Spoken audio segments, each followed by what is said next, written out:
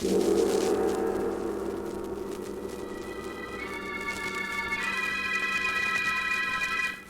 Sealed Book.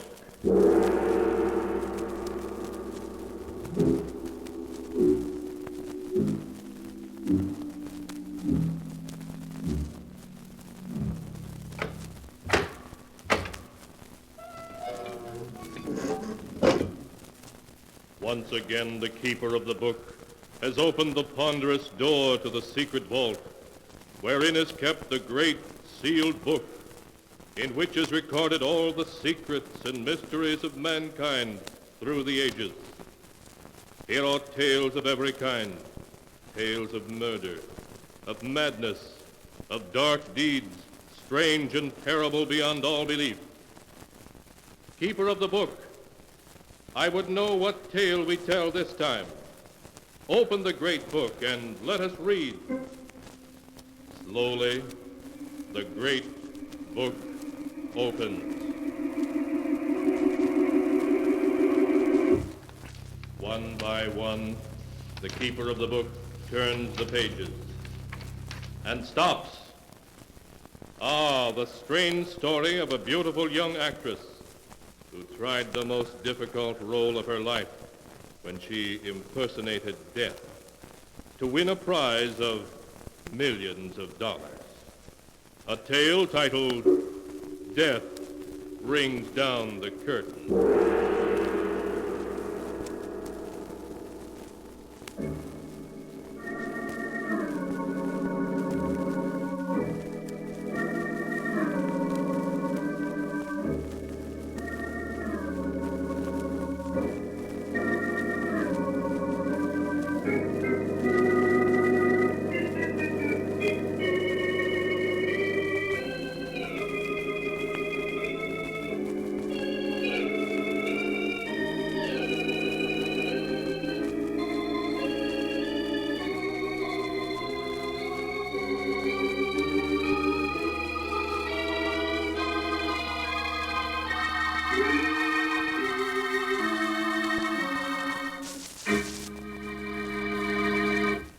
And here is the tale, Death Rings Down the Curtain, as it is written in the pages of the sealed book. In the darkened bedroom of Martha Richards, a room where the blinds are always shut, young Dr. Smith is listening intently through his stethoscope to the laboring heart of his elderly, crotchety patient. Well, how much longer are you going to keep thumping me with that stethoscope, you old quack? I've finished examining you now. Well, don't just stand there without saying a word. How am I? How much time have I got left? Well, that's difficult to say. If you will avoid all excitement, I think I can say a year, possibly 2. A year, possibly 2. Yes, but only if you do as I say. Now, there's no reason at all why you should insist on remaining in this darkened bedroom month after month. Why, it's been a year since you've been out of this room. Oh, you're going to start on that again. And what's more, Mrs. Richards, this living in utter seclusion is bad for your health. You should leave this room and see people. No, Doctor, no. I won't have my maid pushing me around in a wheelchair, the object of everyone's pity. I prefer to remain in this room and have people think of me as I was, not as I am. Very well. Only I can't see why you refuse to have visitors. It would give you some interest in life. It may surprise you to know, Doctor, that I'm expecting 2 visitors, though it isn't because of anything you've said. I'm sure it isn't. That's the way my heart is. I think it's about time I was drawing up a will. Before I do so, I want to get acquainted with my only living relatives, a niece and a nephew from my husband's side of the family. And they're the 2 visitors you're expecting? Yes, I haven't seen Gerald and Mildred since they were children. I'm very curious to see what they grew up to be like. I understand Mildred's an actress. An actress? You don't mean that Millie Richards is your niece, do you? Yes. Have you heard of her? Of course. Everyone has. She's one of Broadway's leading actresses. I saw her in a play recently and thought she was excellent. Probably drinks and smokes and has been married 3 or 4 times. And her brother Gerald is probably an heir-to-wheel who's never worked a day in his life. Aren't you being a bit unfair, judging the 2 of them before you've even seen them? That remains to be seen, Doctor. Before I draw up my will, I intend to learn everything about them. I'll give them both every opportunity to prove they're worthy of part of the Richards' fortune. When do you expect them? They said they'd be here in time for dinner, which means they should be on their way here now.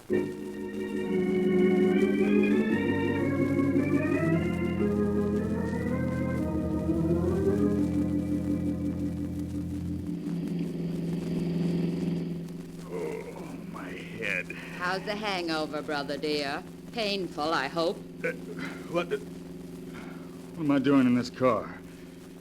Where are we going? Have you forgotten, darling? This is the day we were invited to visit Aunt Martha. You remember dear old Aunt Martha. She's the one with all that lovely money. Oh, save it, will you? I'm in no mood for your witticisms. Considering that I spent half of last night looking for you under nightclub tables, Gerald, you might be a little more grateful. Oh, my head. What a night. Yes, wasn't it, darling? Every place I went looking for you, they gave me IOUs you'd left behind. Exactly how much do you owe around town? $11,000. Millie, you gotta help me. If I don't pay up soon, I'll be in real trouble. What exactly am I supposed to do? You've got to lend me enough money to hold off my creditors. Lend you money? You may not know it, brother dear, but I'm far deeper in debt than you are. But you were getting $1,000 a week as the lead in Let Us Be Merry. How can you possibly be in debt? It's all very simple, darling. I was getting $1,000 a week and spending $2,000 a week. Well, that makes everything just perfect. Both of us so deeply in debt, we probably don't dare go back to town. Perhaps after our visit to Aunt Martha, we will be able to go back to town. What do you mean by that? Why do you think Aunt Martha sent us an invitation to visit her? Your guess is as good as mine. Aunt Martha's getting on in years, and unless I'm very much mistaken, she's decided to draw up a will. Naturally, before doing so, she wants to see what her only living relatives are like. Millie, do you really think she'll leave us some money? If we play our cards right, all we've got to do is convince Aunt Martha that we deserve it. And how are we going to do that? By showing her that we're lovable, simple, and unspoiled. Gerald, do you remember the ingenue role I played in I Dream of Love? Yes, of course. You weren't half bad. Half bad? Why, I was superb. The critics were mad about me. How dare you say I was only half bad? All right. You were superb. What about it? I think I shall play that role for Aunt Martha. Just a simple, unsophisticated girl, untouched by success. How am I supposed to behave? I'm no actor. You just play the strong, silent type, Gerald, and leave all the talking to me. When the curtain rings down on my special performance for Aunt Martha, the Richards' fortune will be ours.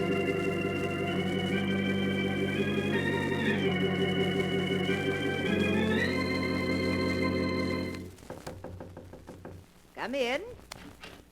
Hello, Aunt Martha. It's us, Aunt Martha. Oh, come in, Mildred. Gerald. Well, it's been quite a number of years since we've seen each other, hasn't it? Yes, it has been, Aunt Martha. I've been meaning to call on you for ever so long, Aunt Martha, but something always interfered at the last moment. Well, what finally brought you here? Well, when you mentioned in your letter that you were ill and would like to see us, I simply couldn't stay away. I dropped everything to come here.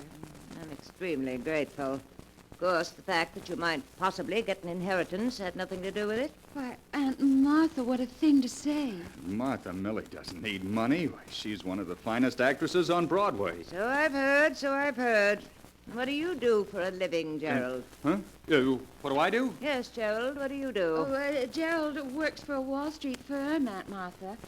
Yes, he works so hard, and they pay him so little. Well, unless I'm very much mistaken, Gerald was left quite a sizable inheritance by his father. Whatever became of that? The inheritance? Oh, that was lost in poor investments, Aunt Martha. I see. Well, I'm afraid there's a good deal about you two that I don't know. I haven't done very much. I haven't gotten very far, Aunt Martha, but Millie's really been a credit to the family name. Everyone's heard of her. Now, see here. I want you and Millie to be my guests for a week. Frankly, I want to know what you're like before I draw up my will. Of course, Aunt Martha. And I do hope that you'll take care of yourself so that you'll live for years and years. Thank you, Millie. Now, I'm afraid I must ask you two to leave, as I'm a bit tired. Why, certainly, Aunt Martha. If we can do anything for you, please don't hesitate to ask. Thank you. I'm glad we're out of there. The old lady stares at a person as though she can see through him. The room's so dark, it was difficult to see her. You can tell she won't last much longer. Yes, but the main point is, did she fall for our little act? If you ask me, your performance hardly swept her off her feet. Nonsense. I played my role perfectly. Just give me a week, darling, and you and I will be the sole heirs to the Richards' fortune.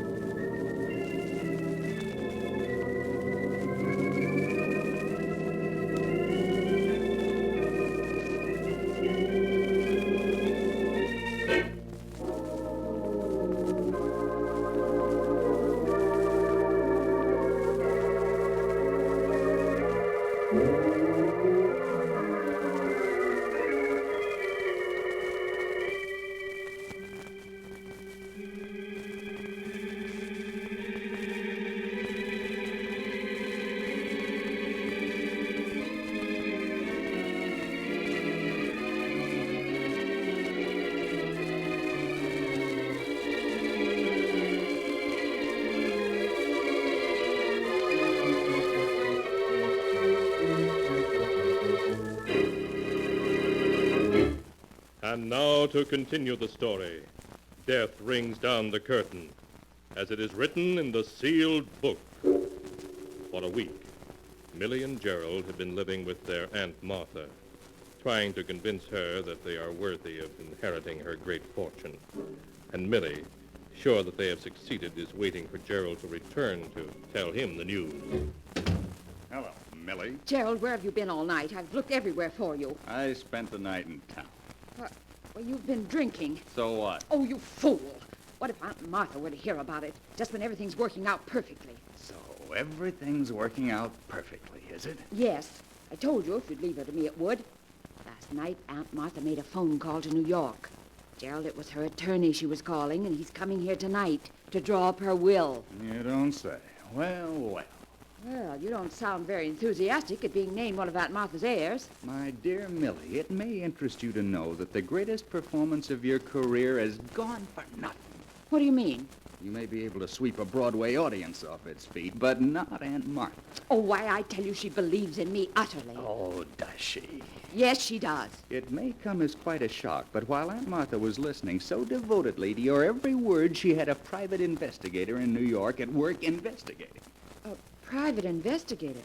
You mean Aunt Martha's been checking on our past? That's the general information I received. Why, that double-crossing old hag. Yes, and no doubt you can guess what she'll do when she learns that I happened a job on Wall Street and that I gambled my inheritance away.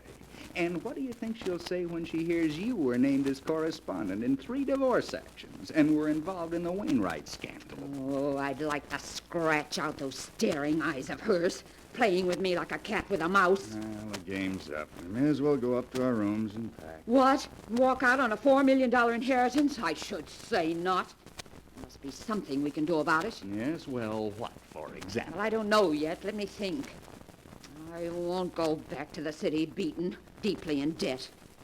And Martha may think she's clever, but she won't beat me. Before she cuts me out of her will, I'll... Yes. What are you planning, Millie? Gerald, if we play our cards right, you and I will inherit the entire Richards fortune in spite of anything Aunt Martha can do. Now listen, this is what I want to do.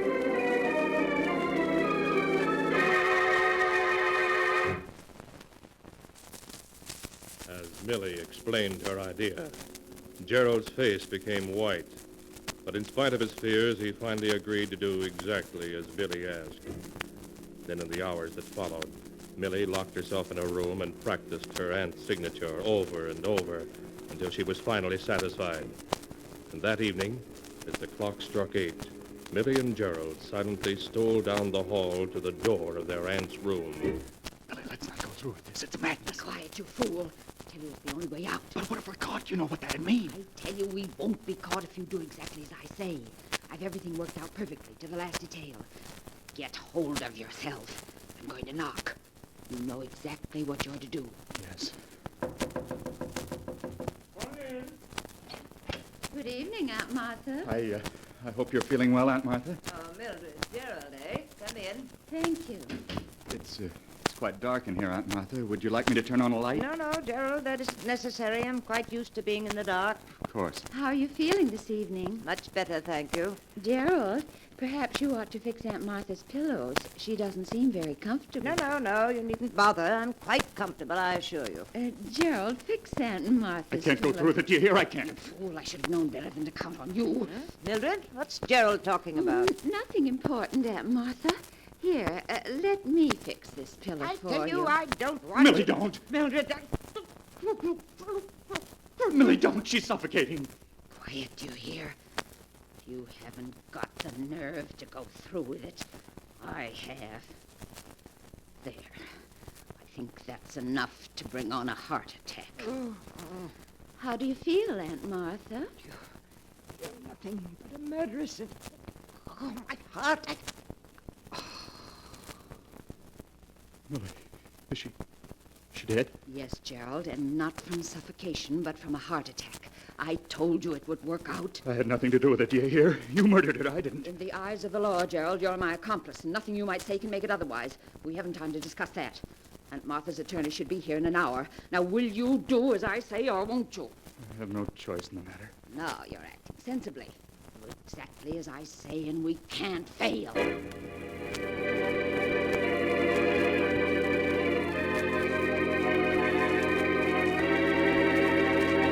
Millie, the car just stopped in front of the house. It must be Mr. Jordan, Aunt Martha's attorney. It certainly is punctual. Are you ready? I need a little more shading here under my eyes. Hurry, Millie. He'll be up here in a minute. Gerald, I've never been late for a curtain yet, and I won't be late for this one. There. Now, help me on with Aunt Martha's bedrobe. Right. There. Now, how do I look, Gerald? You look exactly like Aunt Martha. If I didn't know her body was in that closet, I'd swear you were her. In the dim light of this room, no one can help but take me for Aunt Martha. Yes, but what about your voice and the things you may have to know? Just listen to this. Don't be ridiculous, Gerald. As mistress of this house, I answer only those questions which I wish to answer, and I assure you I shall not be tripped up. Does that convince you? Yes, I'm convinced. Millie, quick. Get in bed. I hear someone coming. All right, Gerald. And please stop shaking. I tell you, we can't fail. I shall give the greatest performance of my career.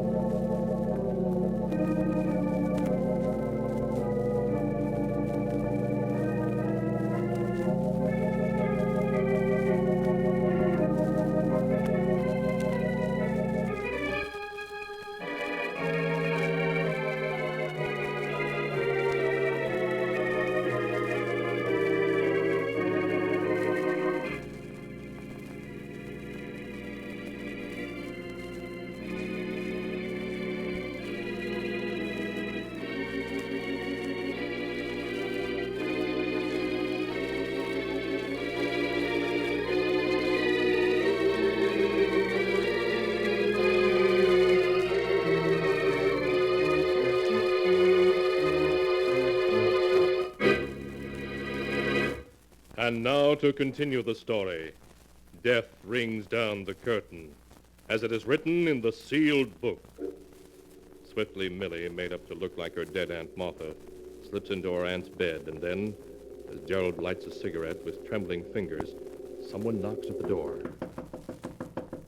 Come in. Good evening, Mr. Jordan. Come in, won't you? Well, Mrs. Richards, how are you? Why, bless me, it's been over a year since I've seen you. Really, Mr. Jordan? Has it been that long? Certainly has. How are your eyes? Still troubling you? My eyes? Oh, they're much better, thank you. Well, that's fine, Mrs. Richards. Oh, by the way, this is Mr. Wilson, my secretary. How do you do? I'm happy to meet you, Mrs. Richards.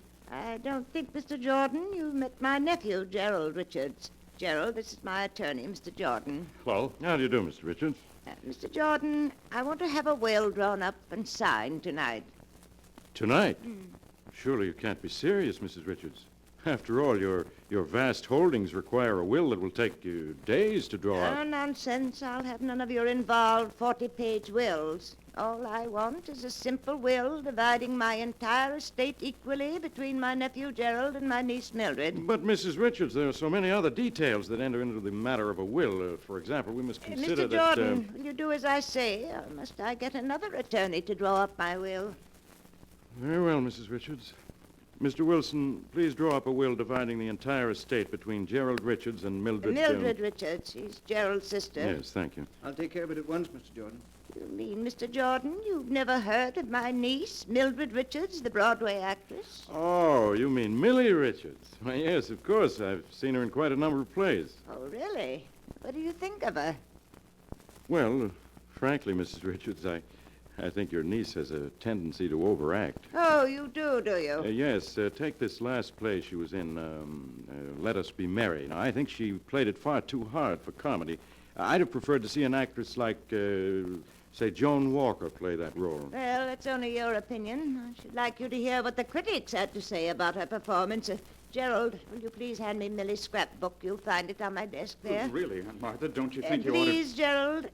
Oh, very well. I can understand criticism when it's justified, Mr. Jordan, but it seems to me you're going against my niece's huge public. Here's Millie's scrapbook, Aunt Martha.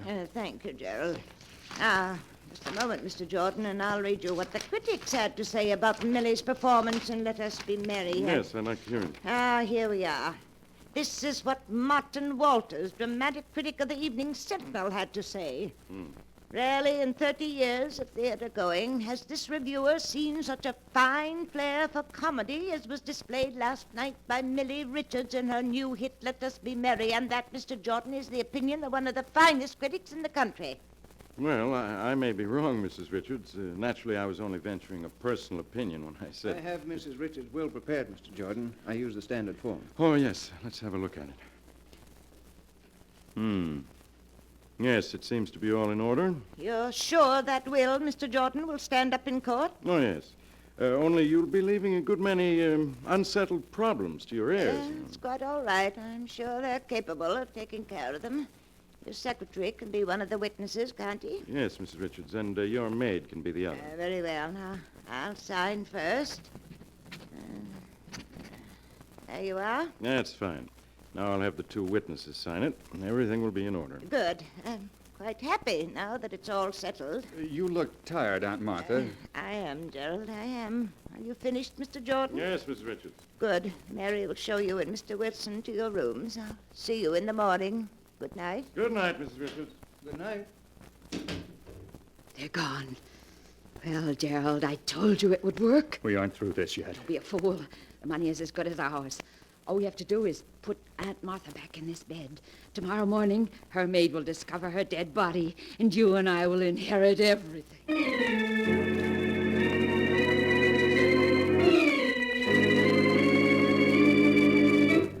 The next morning, things went exactly as Millie had foreseen. The maid found the old woman's body in her bed as if she had died in her sleep, and Dr. Smith was summoned at once. After a brief examination, he was satisfied that Martha Richards' tired heart had simply given out during the night.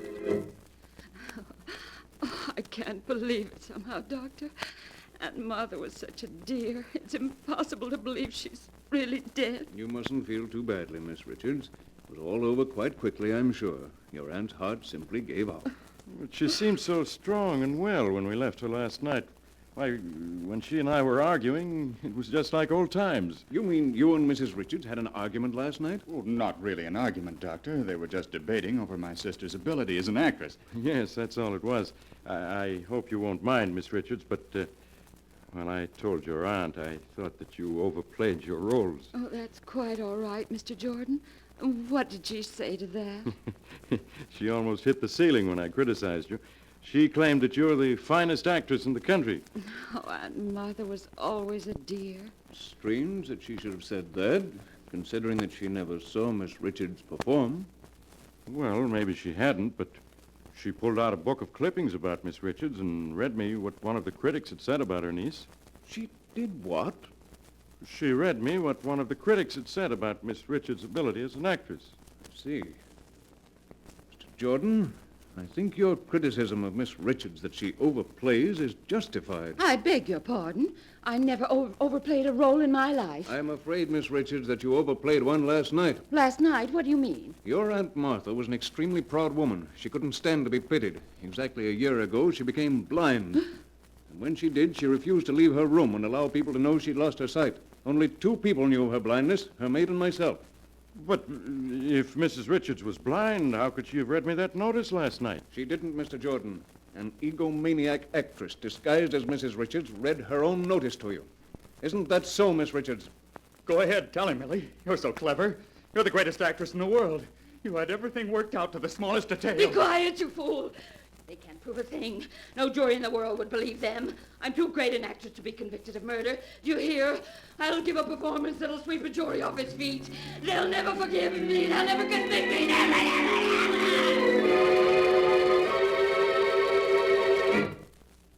And that is the story, as it is written in the sealed book, of how an actress tried to impersonate death and failed. Millie Richards had one more opportunity to act upon the witness stand at her trial, but again she failed. For the jury found her and her brother Gerald guilty and sentenced them to life imprisonment. Strange are the secrets of the human heart and the ways of fate in trapping men and women in their own evil schemes.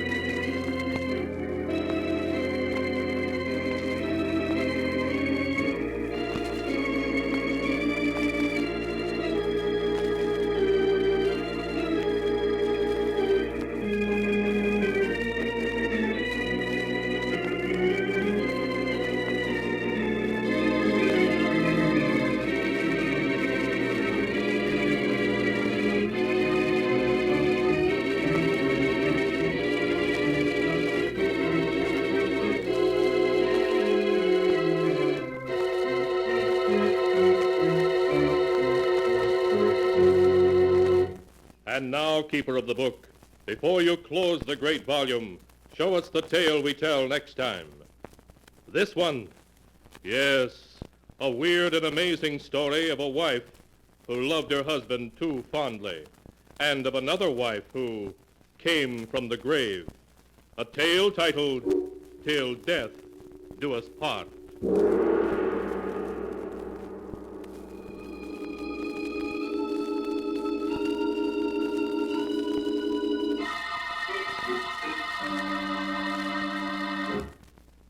Be sure to be with us again next time, when the sound of the great gong heralds another strange and exciting tale from the sealed book.